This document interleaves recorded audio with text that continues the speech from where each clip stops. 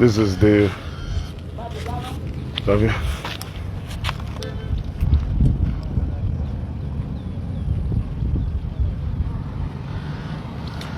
ever aftermath of the program in Ngobala. We play Eli.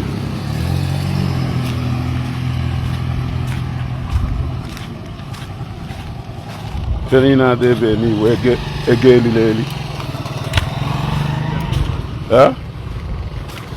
I'll go there. Carefully, carefully, Eli. Naya never. One day go and build factory. They go in there, but I never. We tipia here. The other go. Even Valentine, I greet you. Ever we tipia. The other go. Afiaso.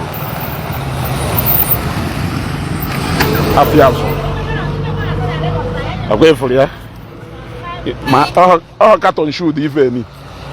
But I'm the Kulu Mashu Yapuleba, ne very near we get a tipia, river from both sides of the road. There, very near flavor, a gate tipia. Follow the Pomoka. A gate tipia. You don't need now where Bagobe. Yeah.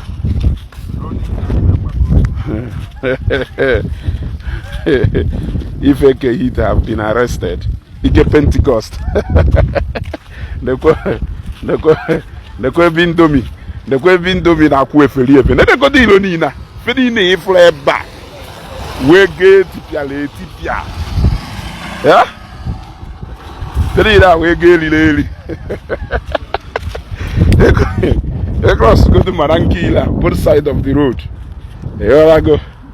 Here I'm an economic body labor. And even now I abandon what the call back. Here I go. Can they put do?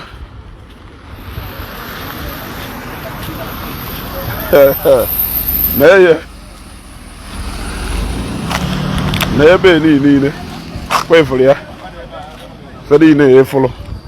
Now I am from both sides. Yeah?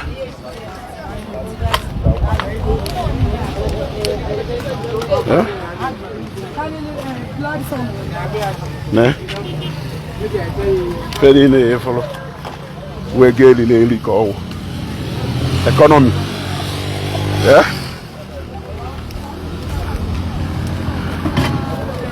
Yeah? Modeste, yeah. But even the Guru is you put out now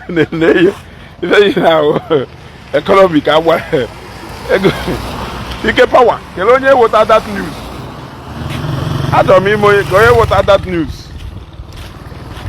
I confirm that news except no one confirm. Nay, if any you follow a gap a get tipia here from then I say on a how the economic importance of what happened here.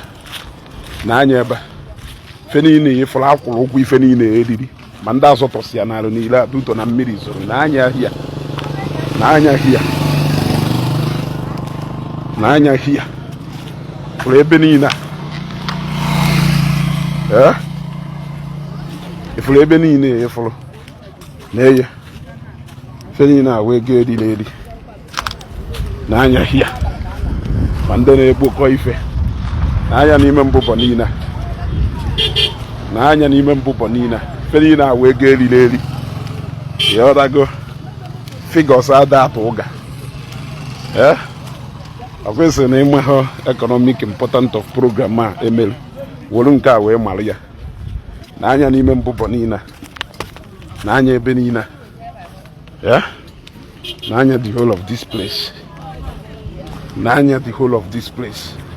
Here I go. I won't get you up. It's even in there.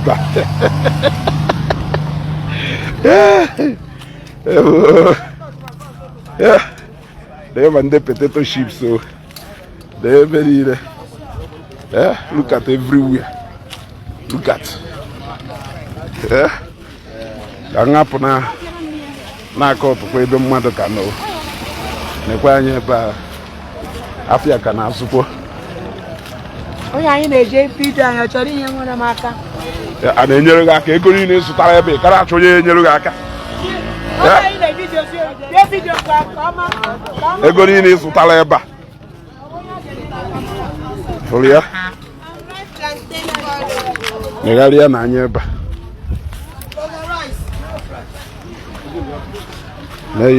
Even up to here. You see? Even up to n'ime ebe a. All these things exchanged for money. N'ime ebe a niile.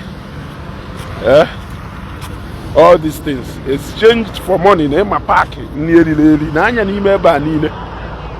N'anya n'ime ebe a niile. Wee banye n'ime ebe enio. N'anya here. Ụdị mkpocha ya.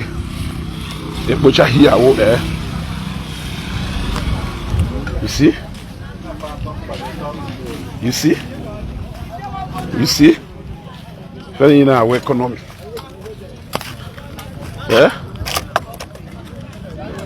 Eforia, ono na egeje park ntị n'onu. Ne, very in our ego. Eforia, very in our ego eri ma ndị niile ekechisi na akpa ebe a wege eri. Eforia, ono na anya nya news je park buru ka ono bịara ịjụ mmụ confirm ebe a. Mmadụ akpasu na m iwe na-efi ahụ. Look at ego etipịa here. Ịma na figures ada atụ ụga. Eforia? Look at it. Look at it.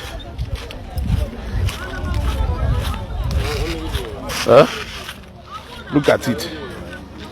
Eforia? Figures ada atụ ụga. Look at it. Eforia? Nyema anya ma n'ime ebe a.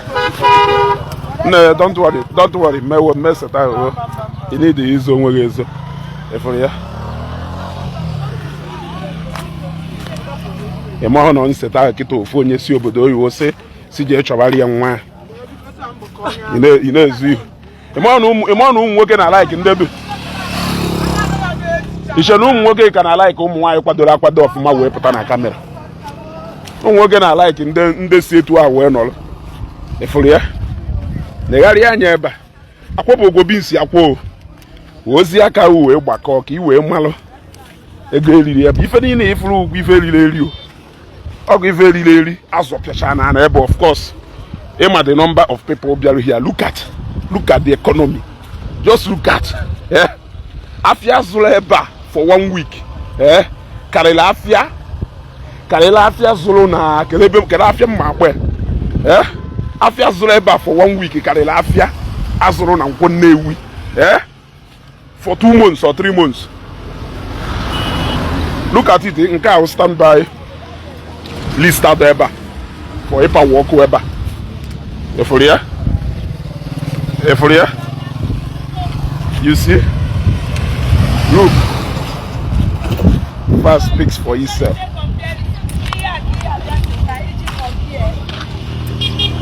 You see?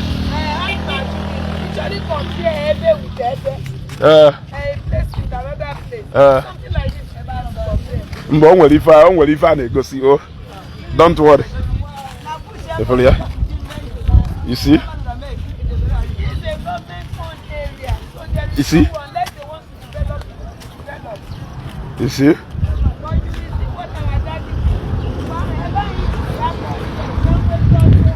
You see? Look.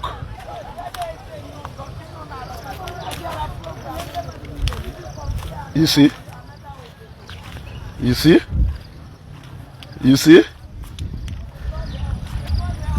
You see? Very now we very early. You see? Very now we very early. You see? Very now we very early. Yeah.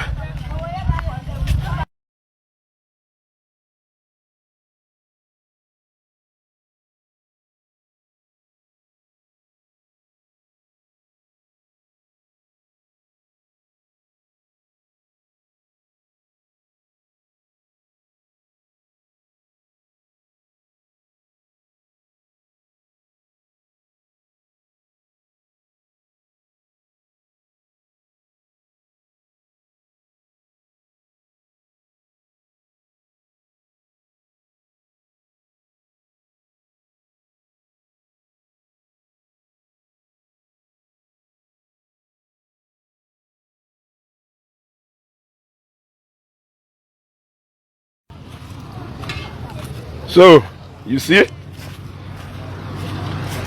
for here, wakene many market na Ndi Igbo.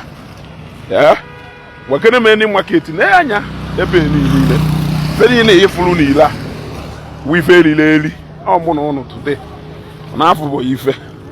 Na ye. Ife ni eri eba wo egetically tipia here. Yeah. Gaveta side there.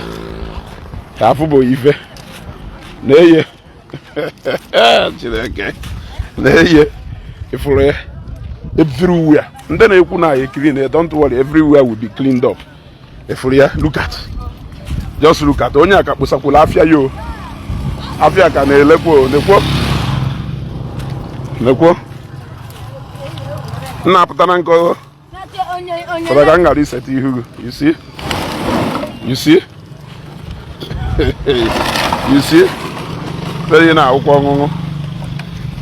Ongongo ka anglu yo. Look at. Yeah? Just look at. Yeah? Nanya here. All these things, yeah? Look at. Nanya n'ime be niile.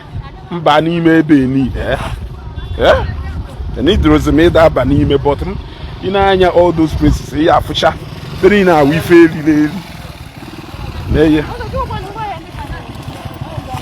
Yeah? Folia.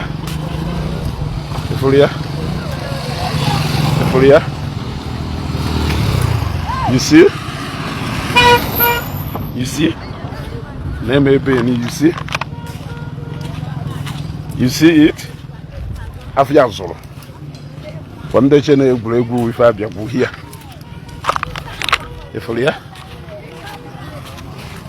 You see? You see? You see? No, don't worry. Mess it out. You see? Afia Zoro. Biakana Zuko. You see? They am at this side, yo. You see? Nekwe mafia. Afia kana Zuko here, nekwe. You see? You see? Very now. Economy Nigeria. Yeah? Na anya eba niile akwụkwọ bisi akwụka nna agwago ọ ne egosicha gị ife niile a iwozi ushegu mara ego ne bịara afịa hia ishe na egwuregwu ka a na-egwu a na-agwa ụnụ na there is nothing that can drive onwe ife na bring about economic revolution karịa ebe enwelu too much concentration of people and access law factory. One any area in will factory in will keep potamu. Within this number of days, for Kabapialo defa. Mama. You see? You see? You see? If you even in this is the aftermath. Look at it. Akwụkwọ binsi akwo my nesi nekwo afia kana azuko ana niile efulu wi fe lileli o mmiri izolu umelu ndị mmadụ ji wee zọpịa sicha na ebe ife niile efulu wi fe lileli ya dago chindi ino na one corner of the road ka ngara ida ataga afu na ife an na eme dokwo nke anything. You see fe niile efulu ege lileli. You see akpajuru ejuo Neye, manime eba. Penny na wafia. Again, Ili ko. So, he will really go as a gun. Marise ko yado. Neba will see a permanent site. It was where finally, all neba permanent site. Marise ko yes web. Ka umo bandu if you will ebu. Then it's in nearby. For the name ha bushale efi. Yodago and the Hokoso na Bulefi. Edi Chapalefi ni na Helisha. Look at Nanya Banine. Ababu Komime Ogemba Ime Gota. Look at it. You see? Abanine Jurejiferina Wife I Jemen to Fose. Eh? Na ife niile efuru. We very lady. So, oh na somebody look at me. Look at. Go. You see?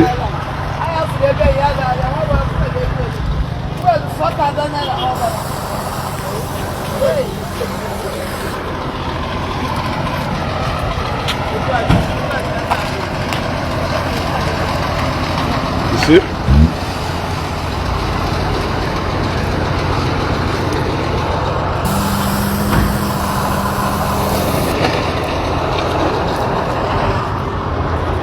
You see?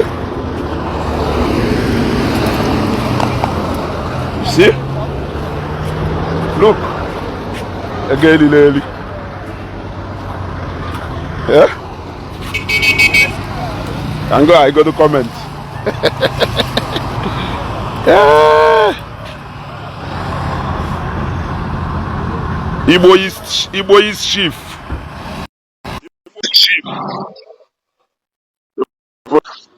If I were the aftermath, when he falls on where he goes, the kind of economy, Ebuka Nebu data, economic revolution, Ebuka Obi Nebu data, and go back. Carry if I go see minus if I go see Aha! brother, Zion! brother, I greet you. We fly, you can't fly, it's almost a move. I have fly, you can't fly in the year. Car we fly, car we fly. In fact, in car we jet off. Adamaka, when you wake it, Adamaka. As a figure of factor, no second go see her. I go see more. Happy to this is the best way. This is the best way. Yes, we go see him meleba. I forgive him meleba. Yeah. I tell you, Adamaka. If you need for help, if you really few days. Who the check am? Yeah. Eba na funa we be ofia the way and I have eba. Eba we ofia the. And when you ebe before. My brother. Oh, wait, before. Look at what is happening now. If I banana, you go over the one.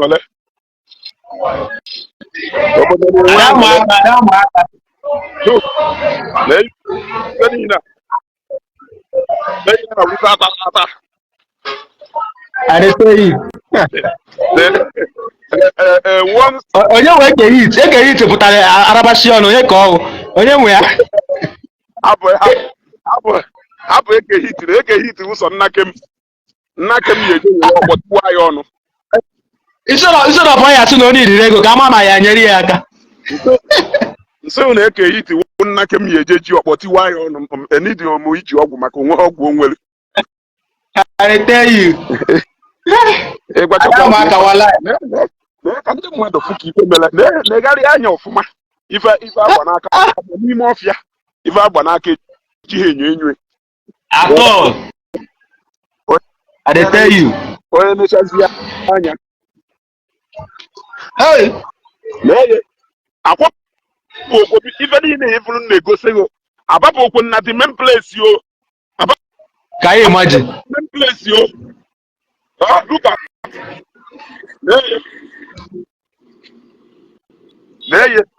n'eyiro niile n'ebe niile ada ụmụaka n'ebe a niile wee gbadawa ahụ mma atọ ọnụ si ka m baa n'ime sef because ọ na nsị ka m gbadawa ebe ma na ife mma aga ebe a nnukwute exercise ka m eme n'anya wee gbagowe ebe niile ifuru ndị mmadụ dọnọcha ma ebe ifuru anani fast onwe ndị ọwụ si mutu ya dago onwe ndị ọwụ ada ụmụaka na-elekwa ma efere ya ka m tọọnụzie baa n'ime maka na mmeni dị iji moto ọwụ my brother ya ọwụ na m nwere moto gbawa ọwụ na m nwere moto gbawa ọkwa ịma hụ ụdọ ọkwa ịma ife niile ahụ hold up jiri ndị mmadụ ebe a afịa nọ na-azụ na hold up niile ahụ ya ebe niile ahụ first time hold up ịdị ebe a first time hold up ịdị that place my brother ebe niile ahụ hold up dụ afịa nọ na-azụ dị ya afịa nọ my brother, you cannot fight grace. You don't fight grace. You cannot fight grace. You will end up being disgraced. Look at. Ka mbazie n'ime. Ka mbazie n'ime ka ndị mmadụ fụ ka ọkwa ha sị na factory. My brother gwanụ m over 2,000 businesses bịara ebe a. Ịghọtago? Over 2,000 businesses bịara ebe a bịa mee business. Mmadụ anọlụ na-asị m na Gonubelu. Kedu ụdị factory ị nwere ike ịrụ nwa ebe a nwere ike attract the number of people bịara ihe. Gagisi man,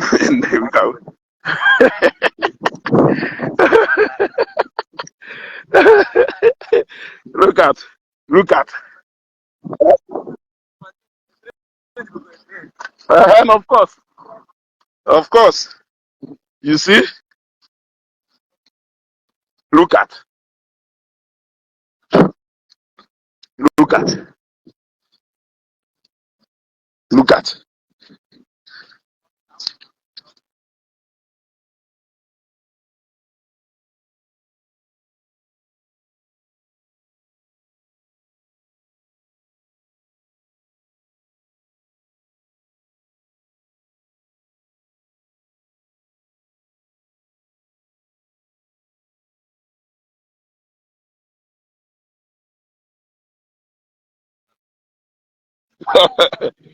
So, when you know what I very late, go. For ya, very neat if like kill about what you very late. Look, nay, Ferina, what you very late. Egonina won't abandon one. Nanya. Fenine flavor, what be very lady in a mouth would not abandon mud. I go. If we shall know some miracle, God be sure here. Ever know the coffee. Aye, the good. Very what be very lady. Here I go. Will you say, King Shai?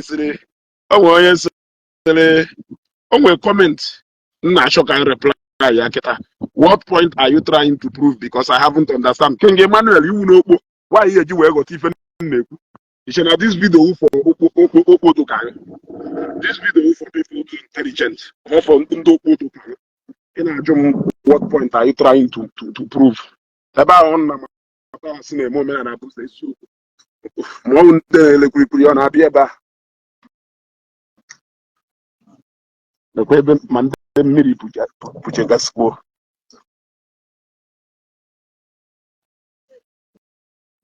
If Laban them what of your big way go, and answer what point are you trying to prove? A warfare.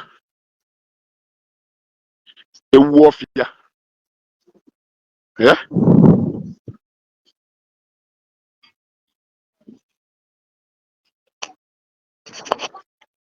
So I can say that. Yeah?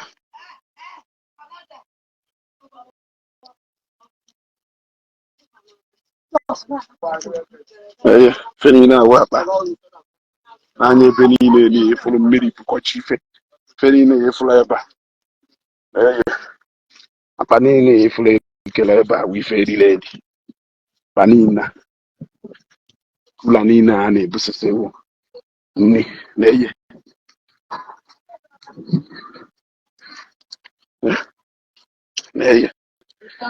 More don't one newi. Nay. Finina. More don't one newi. As a hotel to her. Nanya. Finina. Yeah?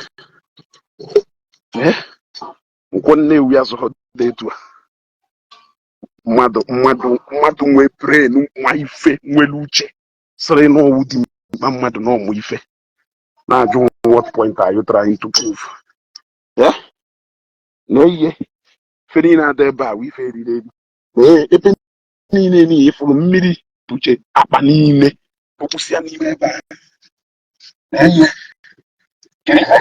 sensible human being eji nọkọta na-ajụ ụdị ajụjụ a akọghị ụlọ ọnụ na n'ebe vidio ọ naghị ezu ike na mmadụ decide ya ka o mee vidio away from violence ọ naghị like ya ụnụ ya eje dọgide dọtụ onye from ebe ụnụ chọrọ isi wee dọtụ ya ịghọtago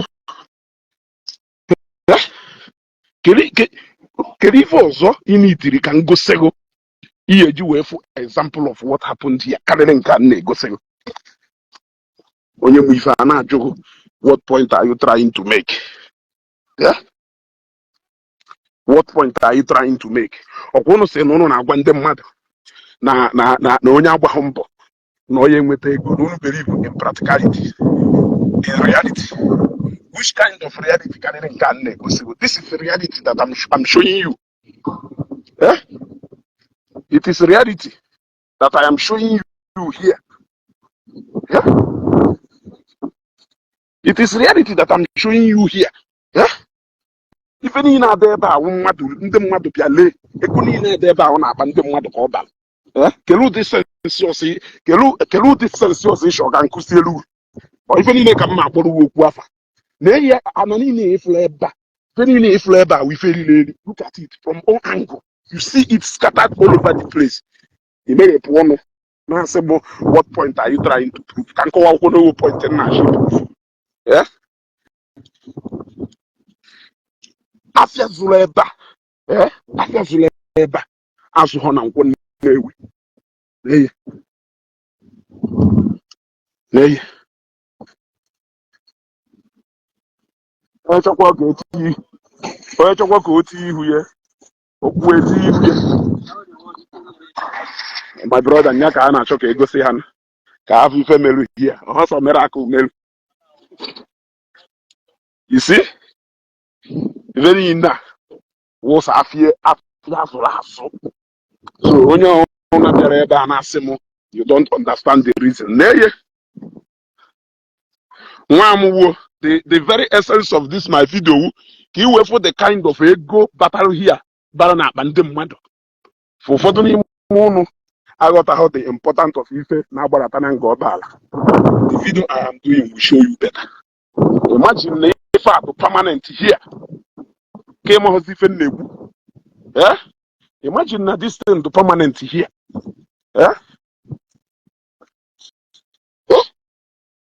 imagine na this thing is permanent here brother ijugo onwe gị ajụjụ what if na ọ bụrụ na ife adụzie permanent here na ebu na ife agbaratago permanent here look at ụmụazị ụmụnne anyị anọrụ here a na-azụ ụdị afịa on a daily basis here ị na-ajụ m na ịghọtabụ kedu ife ịghọtabụ nkwọ Nnewi ọ zụrụla etu a ka ịma ọzọ ife ịghọtaghị ka m na-ajụ nkwọ Nnewi ọ zụrụ like this zazie nya eke bụ ụnụ ọ zụrụ like this ka supermarket or shopping mall dị n'ogbe zụrụ ụdị afịa in 3 days or in 1 week sef ịghọtago so ife na-egosi gị owu ka ịfụ ya practical maka ekwuru ya n'ọnụ ịghọtaghị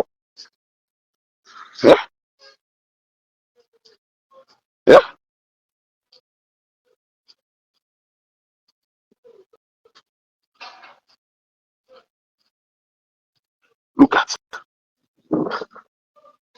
odogwu ife niile a ịfụrụ na mmawa akwa akwọ ka si ebe ahụ mmawa akpagharịkwọta ebe ahụ na ebe ahụ nnukwute exercise ka na-eme ebe ahụ look ebe ahụ just 1/10 out of 1 2 3 4 5 6 7 8 9 10 hey na 1/10 out of about 10. Feeling if you if I yeah, you cannot do what am I trying to say? Yeah, imagine that this thing to see permanent here and go back. Imagine now, even in an here. Here. Do you think that the number of businesses here will be enough to sustain people to Jaleba? Ask yourself that question now. Yeah? We fail. All people they laugh at deba. On the Tokaro, they laugh at deba. What I go? Hey.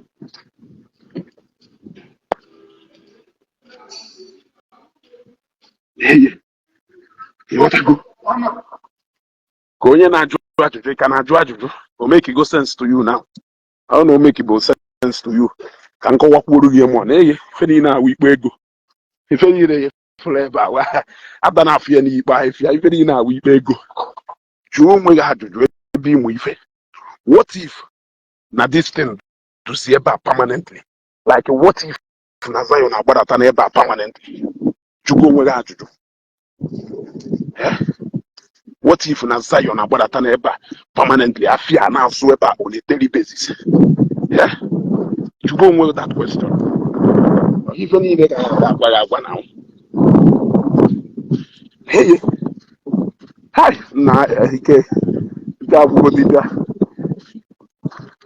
dibịa ụwa o ike agwụgo dibịa ụwa mana I think na onweghị ife ọzọ ya akọrọ gị akọrọ because iwe n'anya ofụcha ya ezi egwa ndị ahụ na-esi agụgọ gwa ha n'ife Evangelize Ebuka Obi webata na nga ọkpala wụ the kind of development that has never been seen anywhere in Igbo.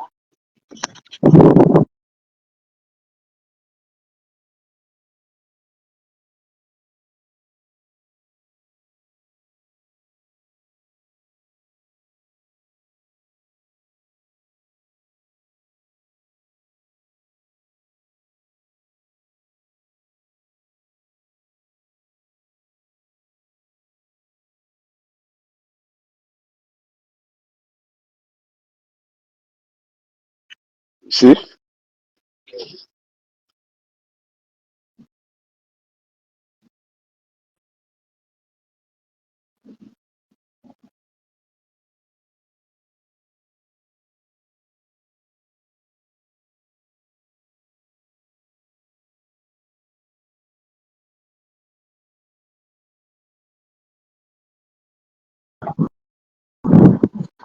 You see?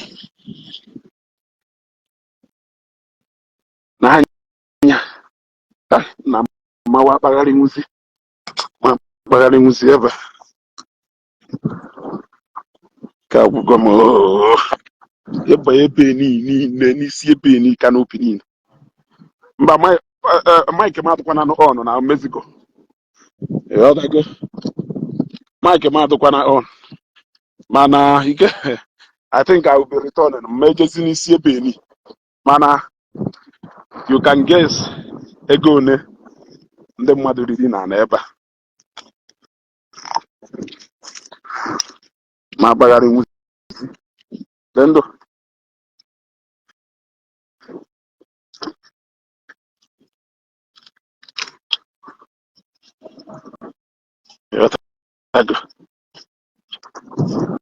n'elu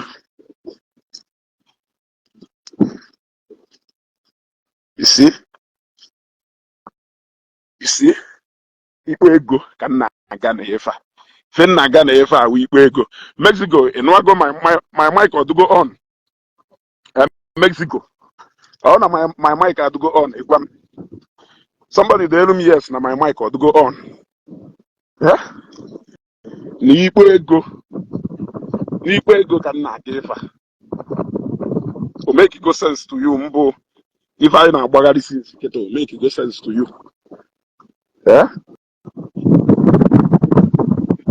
o make go sense to you now fere na efule kechisicha na akpa niile ma agbadazie agbada We gbada up to that point. We gbada up to that point. We go. The other go. Ego people really here. They if any kitchen eba. We go people really here. So I will na if any follow we go people really here. So I will if I can akọwalụ maka nga ọbaala na ịghọtapụ ihe ma na inidiri ebele pụrụ iche ọwụ na ife anyị na-akọwalụ about nga ọbaala na ịka na-ajụ of what economic important ka this movement ebe a to southeast ma na inidi ka emerụghị ebele because I'm practically showing you heap of money ịghọtago ịma na oge m na-ekwu okwu direct and indirect employment.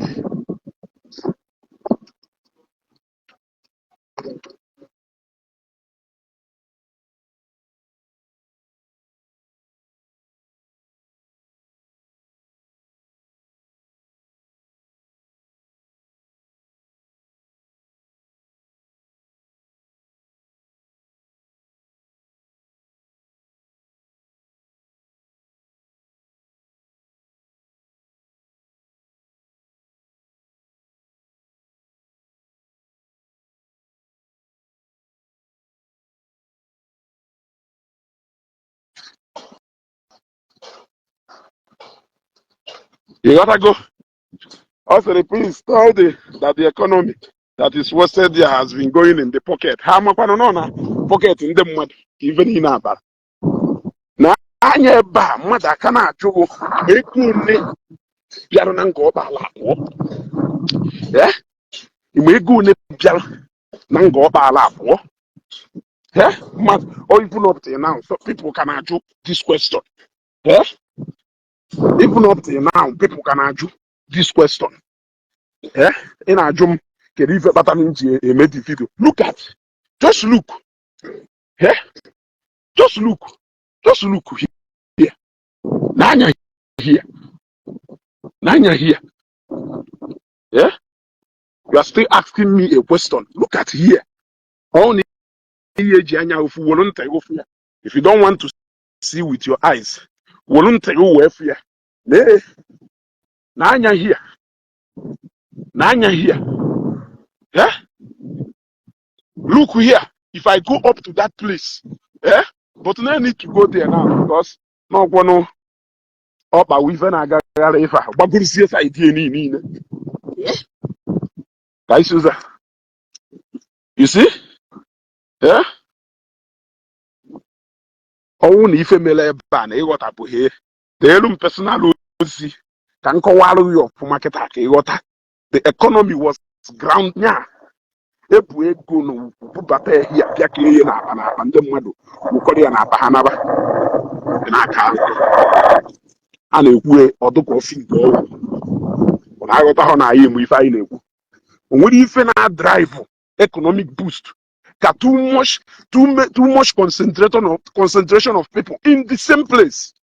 You got to go when he for him. That is why universities, Ijafu, Ebuji High University in Obodo, Omepe, yeah, Ebuji Ham University in Obodo, Omepe, Ebuji University Teaching Hospital in Obodo, Omepe. Very now will attract all attention of people going up in a particular area. The come up a few more. Yeah. Yeah. Manda ice cream no nele. What do you feel here about? What mafia? Can I do Ndi Igbo solo café so eba? One mafia de fa na Ndi Igbo. Unko one of the highest afia nwere ike so na Ndi Igbo. He what go unko ko gono. Yeah? Unko ko gono. Yeah? Unko ko gono. Yeah? Look.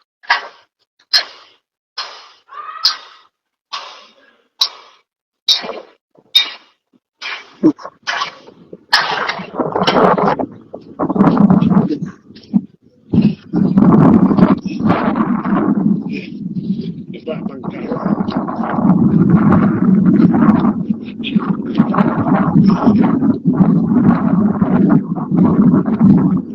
Igbo Nation Palace TV. Thank you very much. ụfọdụ n'ime ụlọ ajụkọta na ajụjụ wee sị ka m bịa kọwazielu ụlọ ya practical ka o wee kwuo n'ụghọta. Look here. Igbo ahịfịa. Very safe. Very, very. Isho ikwunawa enu safe. You see? Isho ikwunawa enu. Insurance cover. You see? Anya, feeling now. Anya here.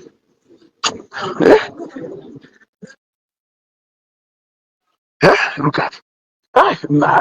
I never away bagare katika go. Look at. Minus Uda. You book on your one place.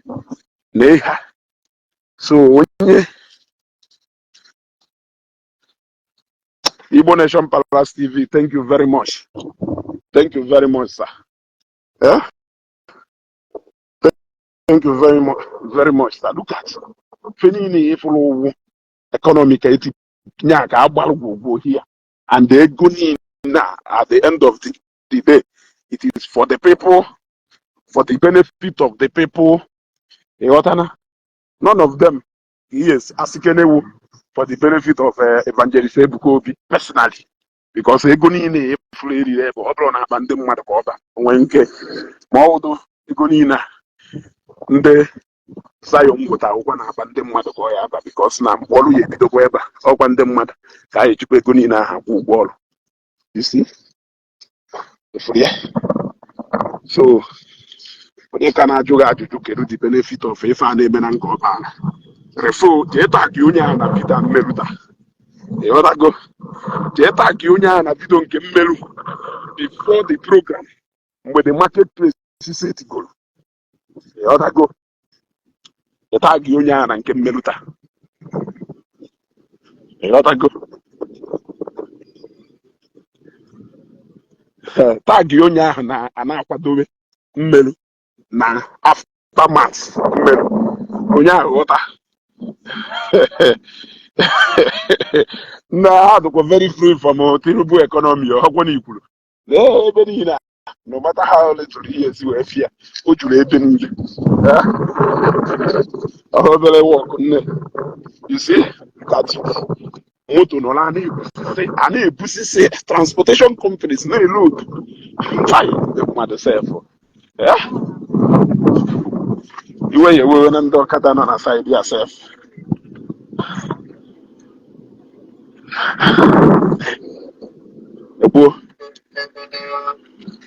The lost recanelo to Gaga. I feel like a leper. Lost recanelo to Lost recanelo to them one. Ne? Huh? Lost recanelo to go people. Truck me, they can't hear. Can they load if you other go? So, I'm on my tour, sir. Mercy for one of you, maybe where got there. The other man, if at this point, they got a good day, they are no sorry. There is nothing we can do for you. The other go. Oh, at this point, they got a good if I bought your labor. Yeah? Yeah?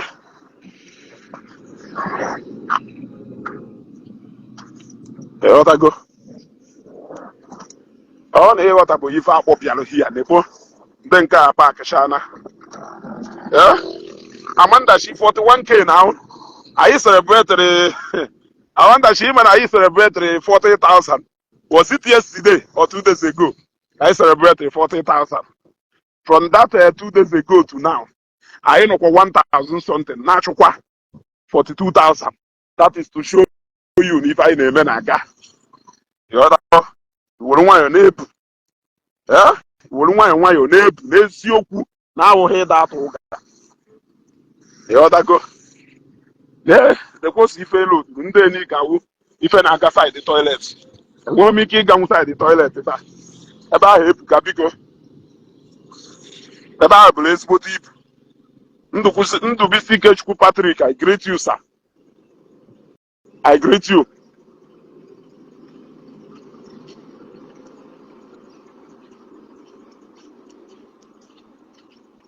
Yeah?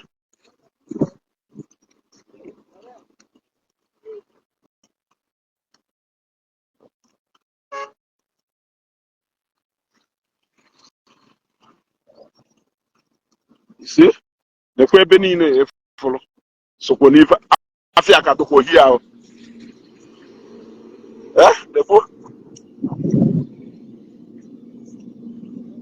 Odogu. Udodi.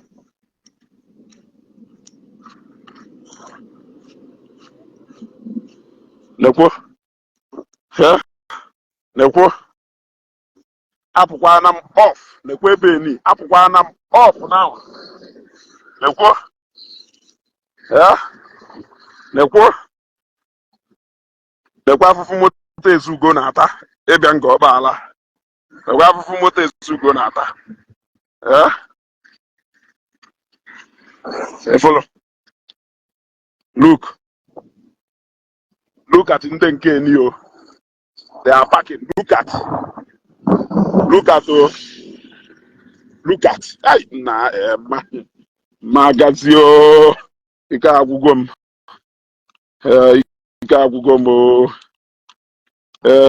from Munich, Germany. Zion we move. Dalo Manha. Hapo Natam Chukwuka Agupusi. Just tell me exactly what you are talking about. Jeju your family people exactly what they are talking about. Jeku Munna exactly what Ezugo is talking about. Because you are not worth my explanation. Even they explain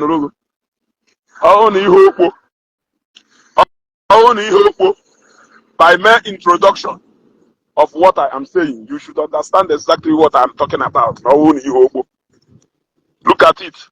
The economy here. Mother, if I go up, the Zion ground, if I how many miles away from the ground can never? How many miles away from the ground can never? First man, Ebuka, this is the first time you are commenting on my life, but I always see you in my life. Adam have full steady Nasi. You have life before this is the first time you are commenting on my life. You are welcome, brother. Thank you. You know, say you go on Adam Afu. Neye. You ought to go. Natam Chukwuka Agupuse. Ofeke kewo. Noleba obi na egbu. BP egbu eba. BP egbu oji unu na-ebute na Omenala bụ nze eziokwu ha da egocha nwe. Ofu nwaanyị nwere ike wo train pan block oji 600 buru ebia still. Na anyị egocha nwute oji 600 ah. Na anyị egota nwute oji 600 ah. Neye nekwo ndị charge phone. Hapụ na ngwongwo ha ya. You ought to go. Look at it. Onye ọwụna wishiri an Igbo well. We understand the economic importance of this video name. Onye ọwụna sị na an Igbo adụ ya mma. Ka ebe na-atọ ọchị dị mara inus. But eziokwu ka ọwụ na ọjị 600. Ebulu ọkpa 2000. Sịrị anyị eleche. Na-eye. Mgbagowe. Ife niile efuru ugwu. Ego eriri. Ekane.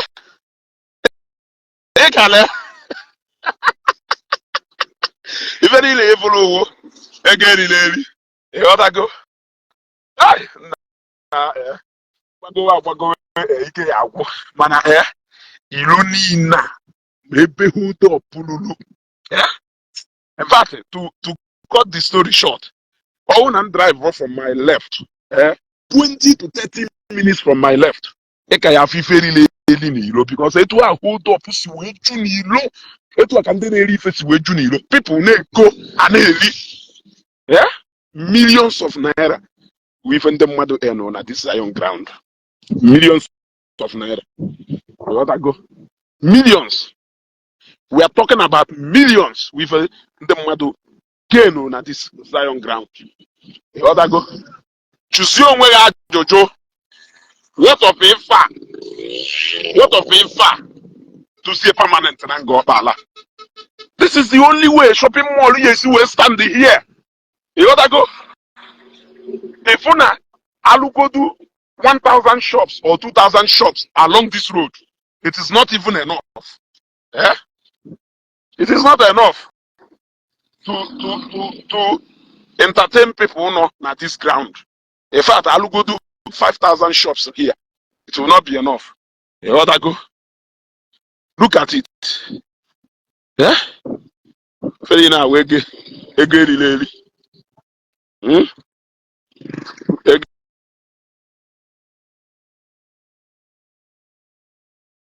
gotta go.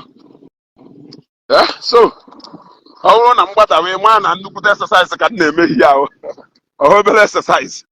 Hey, what the wabam ni me chileke. Nkino ni na. We wakumi fa. If really either out waketa. Abayin na motum. Yeah? A bagube from up to a military checkpoint. And even now, if you really do that, because hold up. Some people now know 4 hours. Now hold up. If you need a hand of 4 hours, now hold up. I may go up and early. I may go Mayanang. I may go rice in gas na take away pack. I may go drink gas. You want to go no go? Afia kanazo. You want to go? You want to go? I may really. Epota. And I do my jojo. Yeah? Yeah? Let's go, my brother.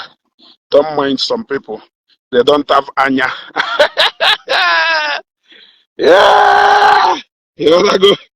The governor of the state should plan to expand the road to double lanes. Of course. What will the diversion of the road not supposed to lane? Because this is one African this is the new economic hub in the southeast. Go and write down today's date.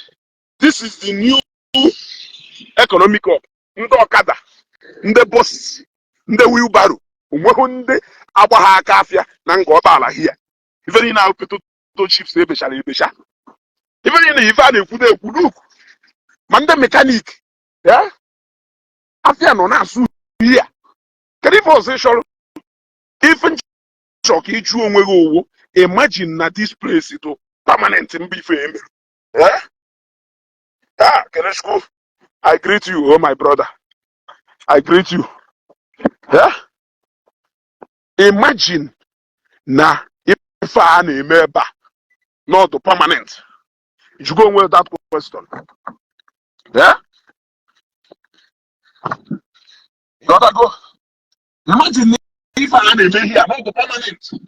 Television. Sometimes I don't know if you ignorant. There is nothing far from ignorant. Eh? In fact, to cut the long story, the long story short, over 500 million circulated here into people's pocket. To cut the long story short, over 500 million circulated here, yeah, into people's pocket. Man, here. If somebody or not saying, why can't you build factory? If you need a go factory or career, show me the kind of factory. God knows, you want to be a fire ground. Na munga ways go say, na ma bagari ha bagari. Bagari chebe, slim one down now. Bagari cheba, the sime to upload up. Deep down. Oh, no, bagari ya. Mba, ile eba face go get that. 20 minutes, 25 to 30 minutes away from Zion ground. Iyafo, eh? You want to go? Iyafo, Clement is a well-vent criticism name with sense. You want to go? When even criticism name with sense. When you criticize, you can only listen to that person no one with sense. Eh? Or with sense. Come on, listen to criticism. For example, now somebody got instead of Ife Bukobi Aloeba. No, Carlo factory. Is that Onya make common sense. Is that the kind of criticism I should allow? Why I have chosen, okay, since I allow criticism, now I want somebody to come up here and tell me, Ezugo, at least you have shown us that we have been wrong all this while. Somebody should come and tell me that. But nobody will be bold enough to accept the fact, no, we have been making a lot of mistakes all this while. We have been making a lot of mistakes all this while. Look at Egonde Maduri here. Over 2,000 businesses here. Sell here. Within this, if I am, what do you mean by 2,000? Siwolu, River Nakwe,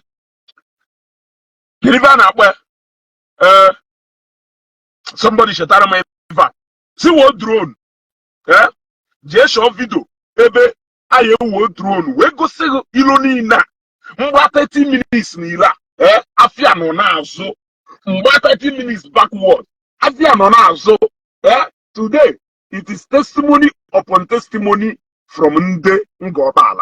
Testimony upon testimony from Ndi Igbo. Ife dumma ngumi.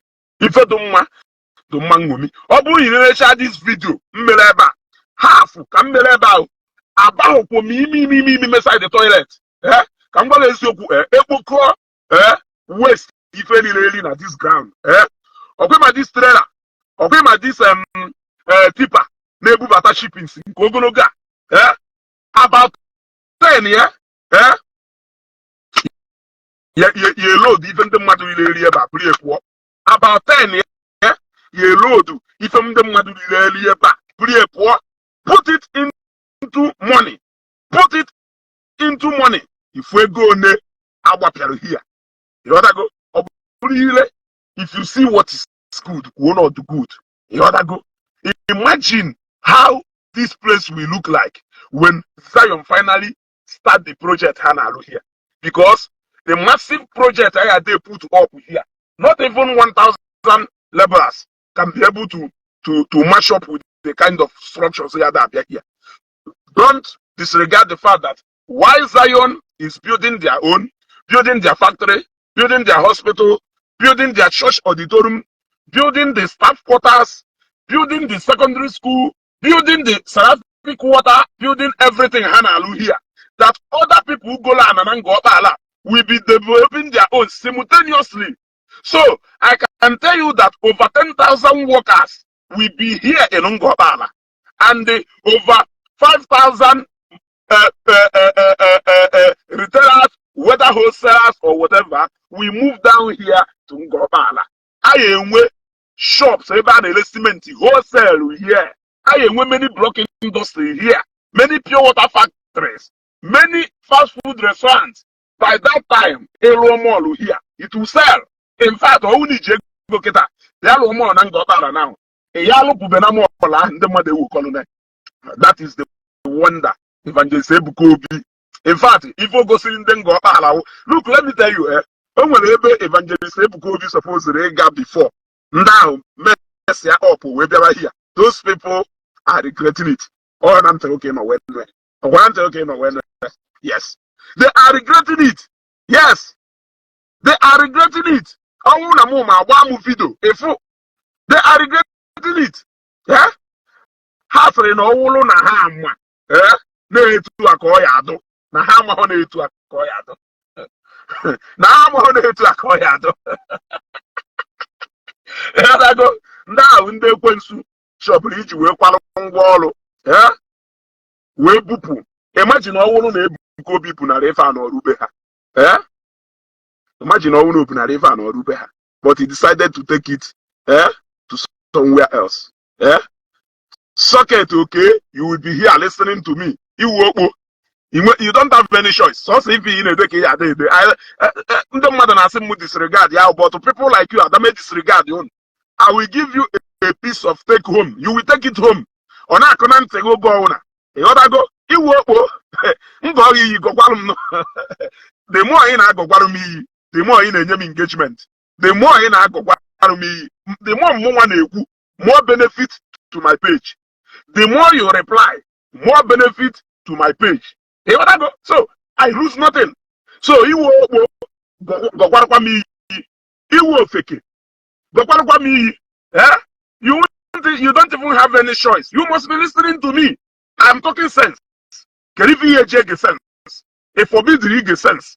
You can't even stay in Matthias' life as much as it is on alive. You cannot stay in Matthias' life more than it is on my life. Only if it's sensible on it. Only if it's sensible on it. Or your pota na kotu hit ya na esue. Onya unonyo before it. You cannot help staying in this life as oboyik as you are, as fakeyik as you are. You cannot help staying in this life. It on a life where make sense. I am talking sense to you. Ụfọdụ n'ime unu pụtara na page na-ekwugheri bọs unu na-epiogharị na ngọkpa ala na-achọ ebe unu ya Ghana and unu ya develop. Mana ụfọdụ n'ime unu nọ na Facebook na-ekwugheri mana unu na-epiogharị na ngọkpa ala ebe unu iti na isi na ngọkpa ala ifu Siena Park ebe a ebe iti na isi na ngọkpa ala ifu Lesu Street Art Park ebe a ebe iti na isi na ngọkpa ala ifu shuttle bus ọ na-epiogharị ebe niile unu na-acha anụ unu na-ego. Mana inye credit to the man drive for that development, inye credit to the people made that idea or be into fulfillment, which is the Zionite. You cannot do that. You cannot do that. Why can't you say the Zionite? Zionite, thank you very much. Evangelist Ebuka Obi, thank you very much. Ako Zion, Father, Honorable Tony, Dalunu Hinne, Unumeri Obiana Mesu. The people of Ngobala can never forget 2024. They can. The footprint, in fact, Olugodu, Ebuka Obi decide here today. Go content here. The people of Ngobala can never forget about 2024. Yes, August 2024. They can never forget about August 2024. Utiego Batalo Buddha this year. Abatabu Buddha since over 30 years. Utiego Batalo Buddha this year. Malaria, I cannot move around there, but I know we drone do here. Drone can help us to move and cover the wherefore. Now, Tipa, can they, Father Kennedy, thank you very much. Now, Tipa here, can they tip a park? This double tipa, then, ya park is very very now, and the fallen. Money fair pupia falafel. Even up to now, no can win the canoe here, because people can around here. People can around to Nangopala. They are living, not minding that in a soup yellow car or maybe see as we female. But at the end of the day, but at the end of the day, the will of God to prevail. So thank you very much, Evangelist Ebuka Obi. On behalf of Ngobala, on behalf of Ndi Imo State, because this economy turnaround here, you got to Anambra. A lot of people wanna order. They are even here from Anambra State. A lot of people see Aba. A lot of people see Port Harcourt. A lot of people see so many places. A blood on Ngobala. And when many people go up here, they're here. And they sold. And they sold. A lot ago, in Manon when they do their own plastic shares, they're here, and people will go.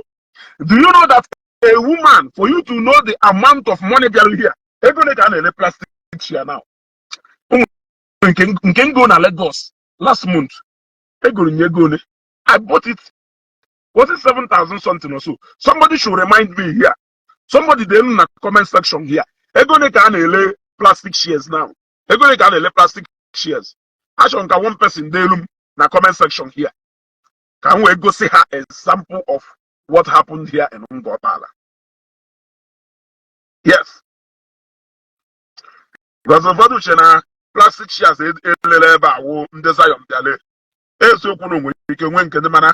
more people put plastic shares here. Okay, 7,500. One woman from America single-handedly bought 2,000 plastic shares and shared to people on this ground. Let us say 7,500 times 2,000. 15 million. One woman patronizing somebody here to the tune of 15 million naira in this ground. One person patronizing people here, somebody here, to the tune of 15 million at this ground. And guess what? She shared that plastic shares to the people here. Eh? One only if you don't manya to if you don't mind. Eh? If you only spiritual impactation, only physical, economic impactation. Yeah? And the otherwise, yes, when the reality here, we saw it all played out here. Now, by this time next year, again, we are having more new critics now. For example, Reverend Sister, we will try in our possible way to take away insult. You gotta go to take away insult and address her this evening. She's a new student in this university. You gotta go. This university, alas to go over 1 year, but she's a new student. So we are going to address her this evening as a new student. Why addressing her this evening, we will also try to advise Ekehiti more. I know that Nama dropped go video, but I would like to advise Ekehiti more. Do not fight grace in this life, otherwise you will be disgraced. Okay, my phone to ya, that pregnant man from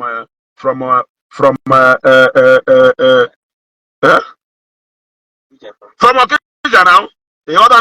Yes, now what it means is that even under Madonna they disregard 7,500 times 30,000. Yes, in America, near 3 billion, 1 million, 500 and something thousand Kahanian donation. They also bought shares worth 225 million naira. That is what it means. Yes, that is what it means. You want to go? So, the mother has got if a million got here. And guess what? In the UK, 235 million, right? Minus Oshe. In fact, if you put all the ego in the mother water here, both in the Imo State water 50 something million, 70 something million, individual donations, we should be looking at 6 to 7 billion. All that money will be spent here on Zion ground. That money will find its way back into people's pockets. All name what up with here. A man you mean well for Ndi Igbo. This is the highest turnaround project undertaken by one individual. I have never seen any turnaround. In fact, only na factory it drawn the kind of presence or draw here. Only na factory and we put indirect businesses, direct and indirect employment. The economic turnaround go to Chikasin village in Unewi. Chikasin village will more than 10 production plants. Now that Chikasin village. Go there. Came on at the kind of what is happening here on a main Chikasin village. That is one of the biggest you can ever find anywhere owned by one individual in the southeast here. Yes. Individual known as southeast here. Mwelu the number of factories Chikasin Mwelu the same place. Enugu State, Ebonyi State, Abia State, Imo State, and Anambra State. That is why it is called Chikasin Village. Irweba, enwelu more than 10 to 13 factories, none at the same place, owned by Chikasin. Nake, the kind of ife name here. On a member, in fact, Chikasin Village, do any effect around that place. It did not even bring more people than we're supposed to be there in terms of Ndebia. You hardly see people. You will, in fact, you will stay for like 3 years. Then when you finish on that side, you will not go there. Yes, you will not go there. When you finish back. But what Zion brought here in Ngopala, draw people from far and near. People from far and near came here. People from America came here. They changed dollar. They came here. They keep the other dollar. Or not see an abandoned mother. Mbane economics na school. Yes, asọngụ m nke ọzọ. Okay. Mgbe a na-eme a na-akụziri anyị economics na school, ejo na ihe ege ntị kịta ịchọ kịta ka m bịa kụziwere gị ife niile. Ọ ife ịchọrọ ka m bịa kụziwere gị ife niile. Mma akụzi gị ife niile na ịghọtana. Ọ ife niile ka m ma akụziri gị. Ịghọta gị? No be everything I go teach you. No be everything I go teach you, but all thanks to Evangelist Ebuka Obi, nobody has ever done what he did here. Yes, nobody. Ebe that Chikasim village, keda, onwelo. Inekwu na anyị funu ụfọdụ raw materials eji arụ ọrụ ebe ahụ a na-import ya import. Ịghọtago, a na-import ya import. So, apart from few people, ha nwe canteen. Apart from few people who na-ebute nsabiele ebe ahụ for workers in ebe ahụ, you cannot see na ifukulife niile ebe a. Ifukulife niile ebe a. Yeah? Ifukulife niile ihe a. Ndị ya emekiri n'ọpụ ebe a ụkwakwa ego ka a ya akwụ ha. More employment and more jobs. More money into people's pockets. Obi bụ ogwo. Ndị ya ekiri ebe a up. Wee ego ka a ya akwụ ha. A lot of people are been ebe a kịta na-akpa plastic rubbers. Ọkwa ifuru ebe na-esegasị foto. Plastic rubbers. Ụfọdụ ya bịa ebe a kpụkọ plastic ha eje recycle ewee rụọ something. Ha akpụkọchakwa plastic niile a ejelesi factory ewee recycle ewee rụọ something. Ndị niile na-ekpo plastic ebe a ha gbulukwa ejekwalesikwa company ya egolu ha enyekwa ha ego ha recycle kwa more businesses. Ịnọrọ ị na-aka akụkọ. Ịnọrọ ị na-aka akụkọ. Kedu ife ịchọ ka nkụzi elu? Kedu ife ịchọ ka nkụzi elu? Ka ife ịchọ ka nkụzi elu? Packs Coca-Cola, Fanta, Sprite, RC Coke, Pepsi, aṅụrụ here, pekata mpe, olu 10,000 packs. Ahama go in one pieces. That's in go packs etu a osi adu. Pure water aṅụrụ ebe a pekata mpe, olu 50,000 bags. Bottle water aṅụrụ ebe a pekata mpe, olu 30,000 packs. Are you talking about other things? Take away pack ebutelu here, pekata mpe. Na akpa rice esi ebe a pekata mpe, olu 200 bags to 300 bags of rice. 80 pialu here. Akpụ eliri here. Semo eselu here pekata mpe. Na one ka ịchọ ka m kwuo hapụ ibe ya. One ka ịchọ ka m kwuo hapụ ibe ya. Ife okwu dị mma enweghị ụsa. I will end this broadcast now, but stay tuned this evening. I will a very important discussion this evening. You can't even afford to miss that discussion. Stay tuned. Tag ya ndị mmadụ gwa ha cheru this evening. Na anyị akọ ha ma n'isi ntu. I am a new critic. One of them. So we are going to try as much as possible to tell her something this evening without insulting her, because she is our lovely sister in the Lord. So we will try as much as possible not to use a kind of language in Ebenjamano. Mana onse no gosi anyị na ogosizi anyị na no kwado wepụta. I agwa na ndị bịagoro before ha agbara ọsọ na nke ya dị iche. Then to make a hit, it will be a brotherly advice to him. Ocho okwelu, ocho onye kwena. Mana agwa m ijele gwuru mmiri niile o gwuru. Ijele gwuru mmiri niile o gwuru, mana ife do na Evangelist Ebuka Obi na elori ya. But ijele gwuru ife niile o kwuru na-aba. In fact, he wrestled against Egbe and the Mma. But the Bible nailed it to the cross. So, I will also tell Ekehiti, Yalu before Nalo, Nalu Venalo, Bosana Kayato, Manabi in a G Mayata, Yebuto the Dago, faster than Uno Kabia. What I go. So, I'm going to deeper into that discussion because it will come this evening. But for now, may God bless all Zionites all over the world, because they made this possible. May God bless Evangelist Ebuka Obi for allowing himself to be the instrument God EAG where with a massive turnaround in Ungobala and Imo State. May God bless Father Kennedy, Akozion, our own one-man squad, and Honorable Tony for allowing themselves to be used as instruments to bring this massive turnaround here in Ngotala. And may God bless this niile no na Ngotala. Aloluntu obokwe bo hancha niile kele aloluntu amala esiama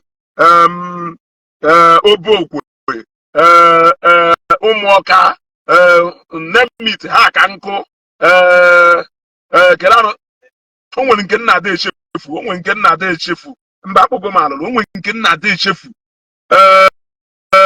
ọkpaala o nwere nke nna ada echefu o nwere nke nna ada echefu may God bless them for allowing themselves to be used as instruments, and may God bless the governor of Imo State, Hope Uzodimma, for being part of this process, and may God specially bless the honorable member representing Ngobala in the Federal House of Representatives.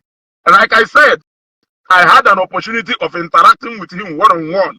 May God bless him for allowing himself to be used as an instrument. What you people don't know is that a lot of people played a role in what happened in Ngobala here. Senator Osita Isunazo, may God bless you all. May God bless you all. If I need a mail, where don't if I want to water organiru na Igbo, we buy. If I want to water organiru na Igbo, we buy. The airport to busy.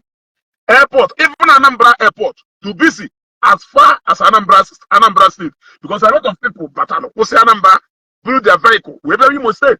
Some people stopped in their home for their people, wherever you must state. Yes, Alatia Weba Nation, Alatia Mal and Tueziama, he came, a lot of them. May God bless all of them. Anambra Airport was busy, Owerri Airport was busy, Port Harcourt was busy, all the airports around here, even aviation benefited in all this. Allen Onyema, suppose Romayaka Naba, over 50 million, Yende Zion. Allen Onyema, first Nigerian airline, first Nigerian Rivana, where all those airlines in the Igbo were supposed to have Mayaka Naba. He will at least 20 million. Yeah, Zion Ministry had in a project here, because now we have a business. Well, by the time this project is finalized. That is when. By this time next year, you will be marveled at how many production factories are on Ngotala. You will be marveled at how many shops, well-established shops, fast food joints, restaurants, hotels, hospitals that will be here, stationed here in Ngotala.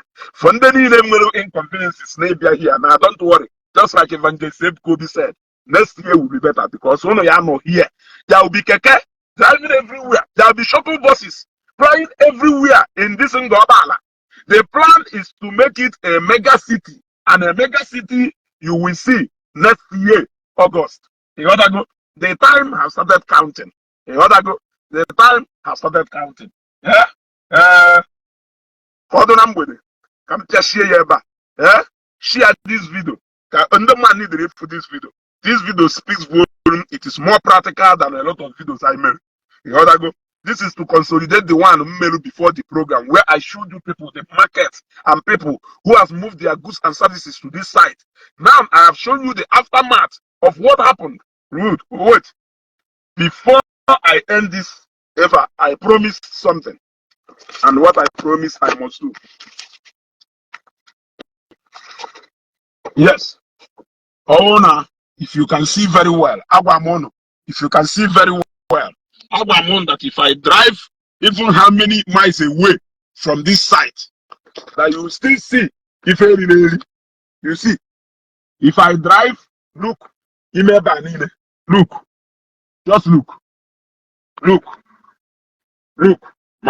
at here. Look here. I have drink. Magweben job away go.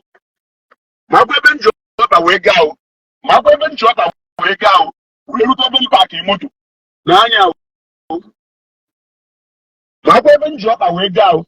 We look at them back in moto. Look here. Look here. Show me ebe network. Look here. Afia can azukwo here. Look around. Look around.